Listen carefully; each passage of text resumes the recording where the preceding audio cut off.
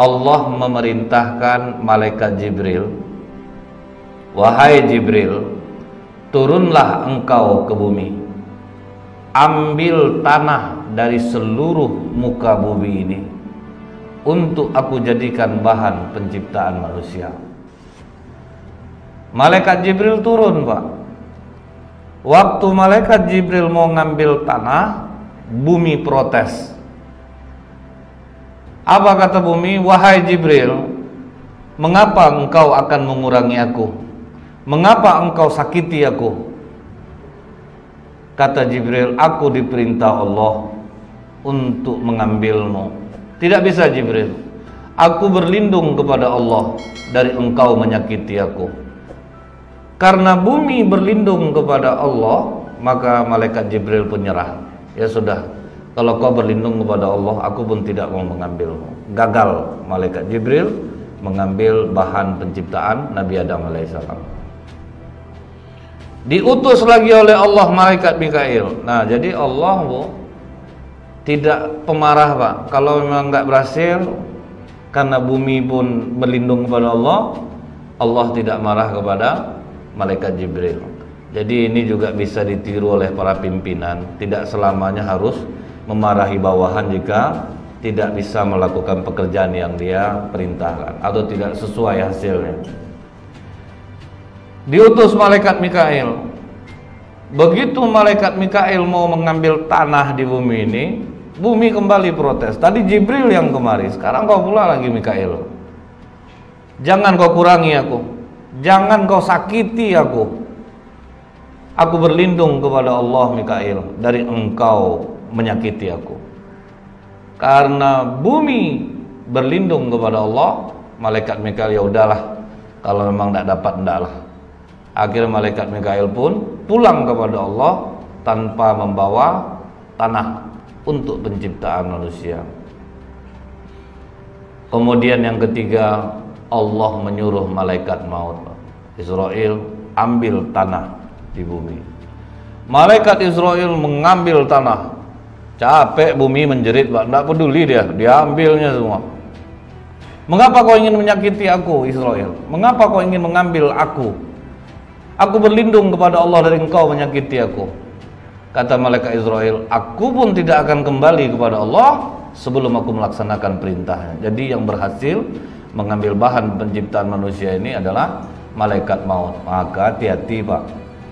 Kalau malaikat maut, karena malaikat maut yang berhasil, jadi malaikat maut ini tidak ada segan-segannya untuk mencabut nyawa manusia. Kalau Rasulullah, ia minta izin malaikat maut, Pak, boleh nggak dicabut nyawanya? Tapi kalau kita ini, Pak, di mana tempat, Pak, tidak peduli.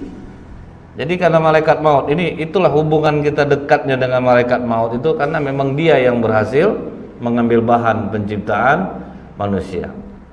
Nah, ini hadis yang kedua. Nah, setelah tanah itu sampai ke tangan Allah, kemudian dicampur tanah-tanah tadi, inni khaliqu basyarum min tin, sesungguhnya aku akan menciptakan manusia dari tanah. Jadi kita tidak dari monyet, Pak, seperti yang disangkakan oleh ahli sejarah. Allah sendiri mengatakan, sesungguhnya aku menciptakan manusia dari tanah. Ini di dalam surat Shad ayat 71-72. Maka apabila telah kusempurnakan kejadiannya dan kutiupkan kepadanya ruh ciptaanku, maka hendaklah kamu tersungkur dengan bersujud kepadanya. Jadi dikasih tahu Allah, loh, ini nanti kalau jadi, kalau aku tiupkan ruh ke dalamnya, aku perintahkan sujud, kalian sujud. Kata Allah kepada malaikat, baik ya Allah, kami akan mengikuti perintahmu. Sami'na wa ata'na. Maka Allah bentuklah jasad Nabi Adam. Berapa tingginya? 60 hasta, lebih kurang 30 meter, Pak. Setelah jasad terbentuk, Allah tidak langsung meniupkan ruh ke dalamnya, Pak. Dibiarkan jasad ini selama 40 tahun tanpa ruh. Itulah dikatakan Allah dalam hadis qudsi bahwa batas manusia ini berubah 40 tahun. Kalau sempat di umur 40 tahun tidak ada tanda-tanda untuk berbuat baik, siap-siap masuk neraka jahanam. Jadi kalau orang Bu sudah lewat 40 tahun enggak juga rasanya sholat, kemungkinan untuk berubah sudah sulit Pak. Nah jadi ini batasnya 40. Kalau kita tanyakan ketampanan Nabi Adam, Rasulullah ketika Isra, apa kata Rasulullah? Aku berjumpa dengan Nabi Yusuf, dan Nabi Yusuf ketampanannya separuh Nabi Adam. Tuh Pak, bayangkan gantengnya Nabi Adam itu Pak. Nabi Yusuf itu separuhnya Nabi Adam. Sedangkan yang separuhnya saja itu sudah membuat ibu-ibu di masa Nabi Yusuf mengiris tangannya sendiri loh Pak. Saking gantengnya Nabi Yusuf. Untung waktu zaman Nabi Adam tuh perempuan hanya Hawa Pak. Kalau sempat mungkin tak motong kepala perempuan mungkin Bu.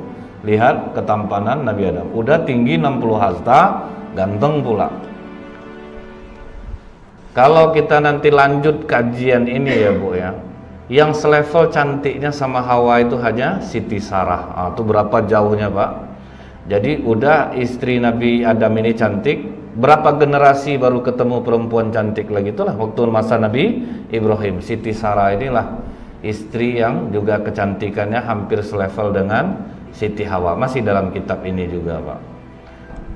Nah kita balik lagi nih Pak.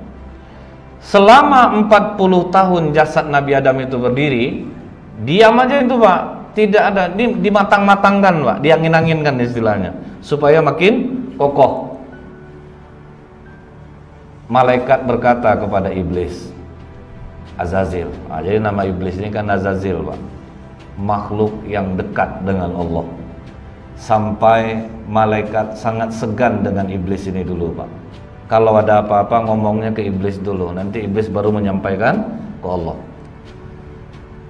Azazil, ya makhluk ini sungguh berbeda dengan kita.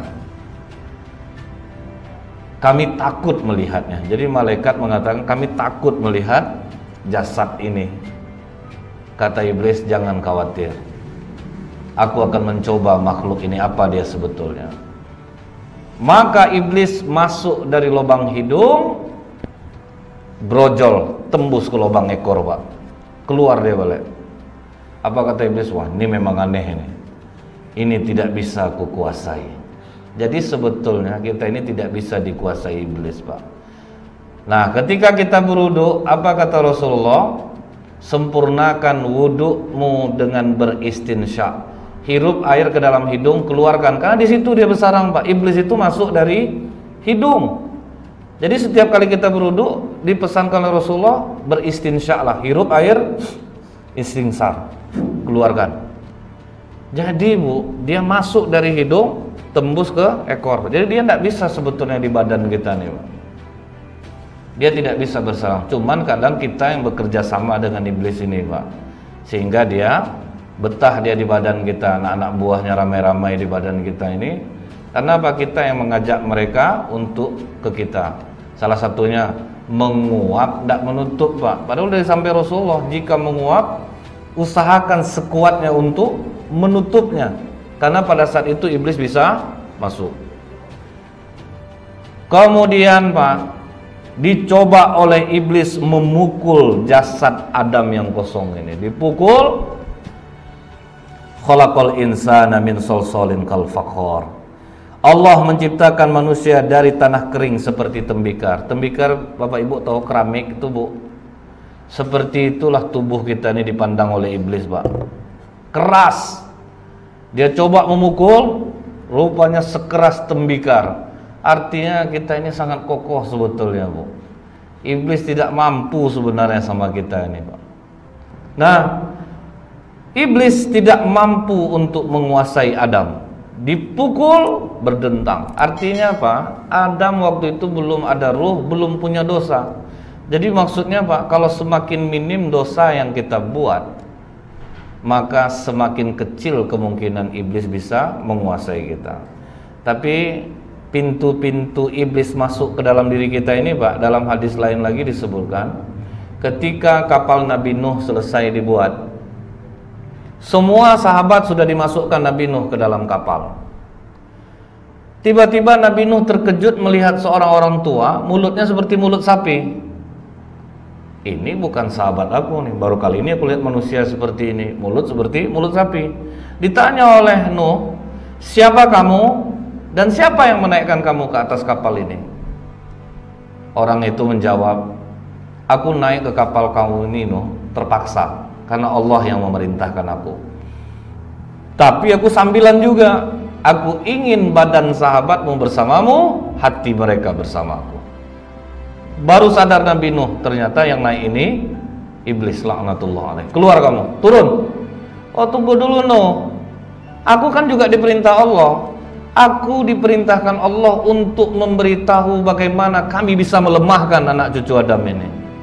Setaat apapun kalian beribadah Nuh, selama sifat ini ada dalam hati kalian, kalian tidak akan pernah mampu mengalahkan kami. Dia 5 Nuh, cuman maaf, aku hanya menyampaikan 3. Karena yang 2 itu senjata pamungkas aku Nuh. Jadi dia 5 kata iblis, cuman 3 yang cuman bisa disampaikannya. Kalau yang 2 ini enggak, ini rahasia kami betul Nuh. Turun malaikat Jibril Pak. Wahai Nuh, ajak nego. Kau tidak butuh yang 3 itu. Suruh dia yang 2 sampaikan, yang 3 simpan. Akhirnya Nabi Nuh nego Pak. Gini aja lah iblis, bagaimana kalau 2 yang kau simpan itu ditukar sama yang 3? Yang 3 itu simpan, yang 2 sampaikan. Kan cukup banyak yang kau simpan jadinya. Oh baik, rupanya ada juga bodohnya iblis ini Pak. Padahal Nabi Nuh dapat bocoran dari malaikat Jibril. Baik Nuh, ini cukup adil, 3, kemudian aku memberikannya 2. Yang pertama Nuh, tidak akan pernah bisa anak cucu Adam mengalahkan aku setaat apapun mereka ibadah, kalau di hati mereka masih ada iri hati, hasad dengki kepada sesamanya. Apa kata Nabi Nuh? Kenapa kok gara-gara iri hati, hasad dengki kami tidak bisa mengalahkanmu? Nuh, ini dosa paling tua langit dan bumi Nuh. Aku diusir dari surga, kau tahu gara-gara apa Nuh? Aku iri kan sama Adam. Aku iri sama Adam, itulah dosa pertama Pak. Makanya aku terusir, karena aku iri hati kepada Adam, aku diusir dari surga. Baik kata Nuh. Kemudian apa yang kedua? Dijawab oleh iblis, rakus. Kenapa dengan rakus kami tidak bisa mengalahkanmu? Kau tahu enggak Nuh, Adam itu apa lagi yang kurang di surga? Semua ada. Aku bisikkan saja sedikit kerakusan, makan buah khuldi. Gara-gara yang kecil ini kena dia. Nah ini bahayanya rakus itu Bu. Orang Pak kalau sudah kena ini, udah sebanyak itu hartanya, gara-gara yang sedikit malah masuk jadinya. Itu yang bahaya itu Pak. Karena ingin, akhirnya gara-gara yang sedikit malah kena jadinya. Itulah bahayanya kerakusan. Nah 2 inilah yang dikatakan dalam hadis ini, bagaimana cara iblis menghancurkan kita, iri hati, hasad dengki. Barulah Allah meniupkan ruh ke dalam tubuh Nabi Adam. Jadi dalam hadis ini Pak disebutkan, Nabi Adam itu dimasukkan ruhnya melalui kepala. Jadi kepala duluan dimasukkan dari arah kepala. Setelah ditiupkan dari kepala, turun sampai ke mata sejajar telinga. Begitu ruh sampai di mata, Nabi Adam langsung melihat buah-buahan surga.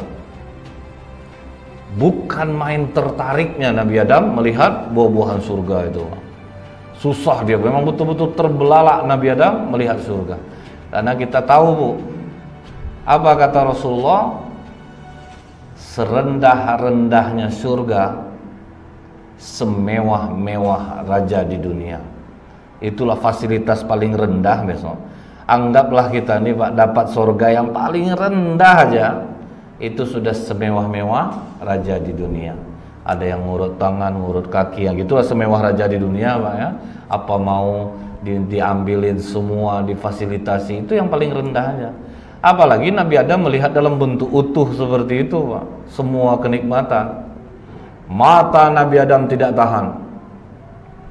Terus ruh turun ke hidung. Begitu sampai di hidung, Nabi Adam pun bersin.